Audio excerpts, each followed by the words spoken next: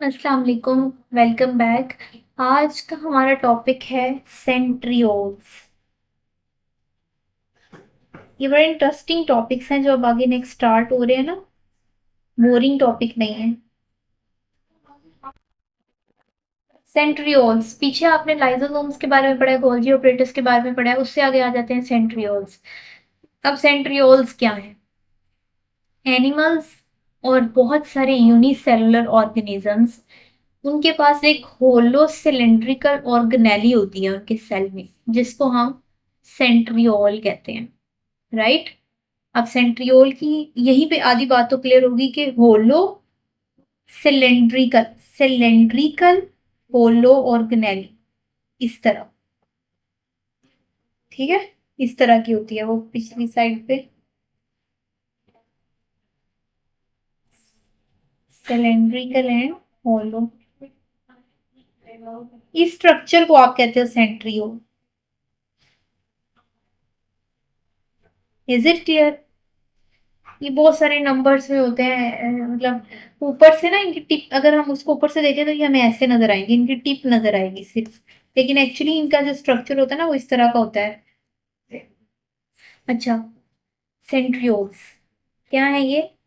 Unicellular organisms के cell में होलो cylindrical organelle है, जिसको हम सेंट्रियोल कहते हैं। सिंगल है ना।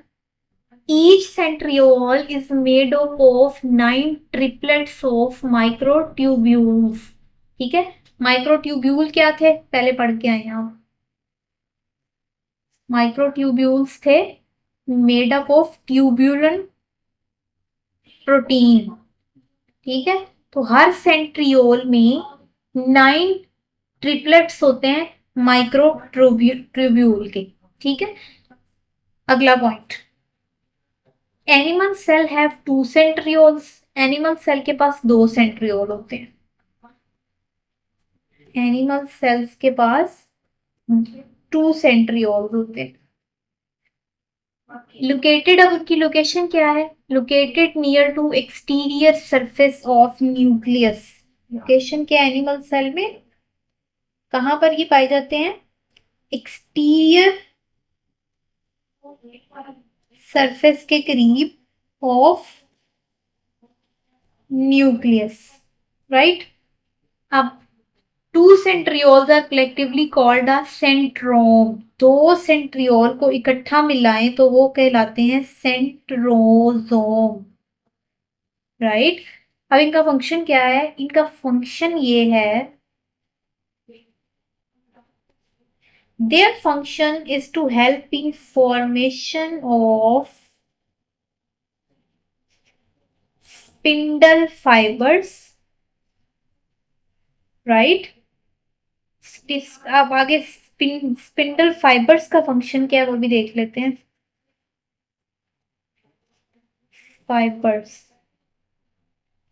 Spindle fibres during cell division. ठीक है, in some cells centrioles are involved in the formation of cilia and flagella. Cilia and flagella के बारे में पीछे पढ़ा है आपने, अभी जो लेक्चर हम पढ़कर आए हैं पीछे, साइटोस्केलेटन में पढ़ा था ना। सीलिया और फ्लैजिला के बारे में माइक्रोट्यूब्यूल्स में पढ़ा था कि माइक्रोट्यूब्यूल्स जो होते हैं वो ट्यूबुलिन प्रोटीन के बने होते हैं और उनका काम होता है कि सेल को अपनी एक शेप देना। ठीक है, और हमने उसमें पढ़ा था कि ये मेजर कंपोनेंट भी हैं सीलिया और फ्लैजिला के। तो यहाँ पे भी माइक्रोट्यूब्यूल ट्यूब्यूल है, तो यहाँ पे भी आपने इसके बारे में पढ़ा है कि ये सेंट्रियोल इन्वॉल्व होते हैं फॉर्मेशन में सीलिया और फ्लैजिला के। ट्यूब्यूल ट्यूबुलिन प्रोटीन और माइक्रोट्यूब्यूल का फंक्शन क्या है, अगर आप में से किसी को याद हो तो? हमने पीछे पढ़ा है, जरा याद करें, पीछे पढ़ा है हमने। इनका फंक्शन क्या था? सेल की शेप को होल्ड करना। इंपॉर्टेंट एमसीक्यू है, आपने याद रखना है। ठीक है, इनका काम है सेल की शेप को होल्ड करना। सेंट्रियोल्स के बारे में अभी कोई मुश्किल चीज नहीं है, आपने पढ़ लिया कि ये एक होलो सिलेंड्रिकल स्ट्रक्चर होता है। ठीक है, लंबा होता है, आगे से गोल होता है। एनिमल सेल में 2 सेंट्रियोल होते हैं। इसकी लोकेशन एनिमल सेल में क्या होती है कि ये न्यूक्लियस की बाहर वाली साइड पे करीब करीब पाया जाता है, ठीक है। और जो 2 सेंट्रियोल्स होते हैं उनको इकट्ठा हम सेंट्रोसोम कहते हैं।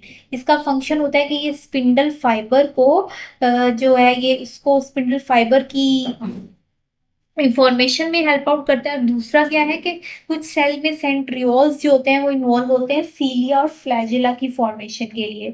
माइक्रोट्यूब्यूल्स जो होते हैं वो उनके अंदर ट्यूबुलिन प्रोटीन होता है जिसका काम होता है कि वो सेल की शेप को होल्ड करते हैं और उसको मतलब सेल की शेप को उनका बेसिकली काम होता है होल्ड करना।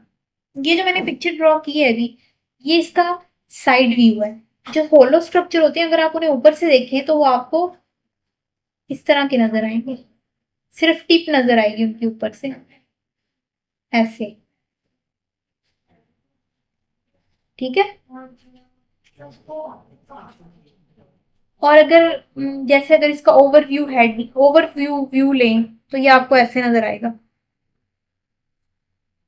ऐसे गोल गोल इस तरह। ये आपको सेंट्रियोल नजर आएंगे। लेकिन बेसिकली इनके इसको आप फर्दर स्टडी करके देखो तो वो इस तरह का मिलेगा आपको, पीछे होलो, आगे से आपको वो सिलेंड्रिकल, ठीक है। इसमें कोई मुश्किल चीज नहीं है, ये चीज आपको समझ आ गई है कि जो सेंट्रियोल होता है वो ट्रिपलेट उसके अंदर प्रेजेंट होता है माइक्रोट्यूब्यूल का। तो फिर आप यहाँ से आप अंदाजा लगाएं कि माइक्रोट्यूब्यूल का कितना ज्यादा इंपॉर्टेंट रोल प्ले करता है वो सेल को सेल के स्ट्रक्चर को, सेल की फंक्शन, सेल की शेप को होल्ड करने में, क्योंकि उसके अंदर सारा ट्यूबुलिन प्रोटीन है, ठीक है। Is it clear? इसमें कोई समझने वाली अगर बात, अगर जो ऐसी चीज जो आपको समझ ना आई हो तो आप कमेंट सेक्शन में पूछ सकते हैं। अभी हम चलेंगे इसके बाद नेक्स्ट लेक्चर पे, that is about difference between prokaryotic and eukaryotic cell. ठीक है, शुरू से पढ़ते आ रहे हैं, अभी वो हम इसको थोड़ा सा डिटेल यहाँ पर स्टडी कर लेंगे। अच्छा, इसके बाद आपके पास ना एक यहाँ पर एक क्वेश्चन पूछा हुआ है आपसे, which of the following organelles does not belong to others in the list? Mitochondria, chloroplast, ribosomes, lysosomes, why? Ribosomes नहीं करता because they are not membrane bound. आपने ये बात याद रखनी है, राइबोसोम्स की कोई मेम्ब्रेन नहीं होती, बाकी सबकी मेम्ब्रेन है। क्लोरोप्लास्ट की भी है, लाइसोसोम की भी है, माइटोकॉन्ड्रिया की भी है। राइबोसोम में आपने नहीं पढ़ा ना कि ये सिंगल मेम्ब्रेन है या डबल मेम्ब्रेन है, उसकी मेम्ब्रेन होती ही नहीं, ठीक है। ये इंपॉर्टेंट क्वेश्चन आपने याद रखना है।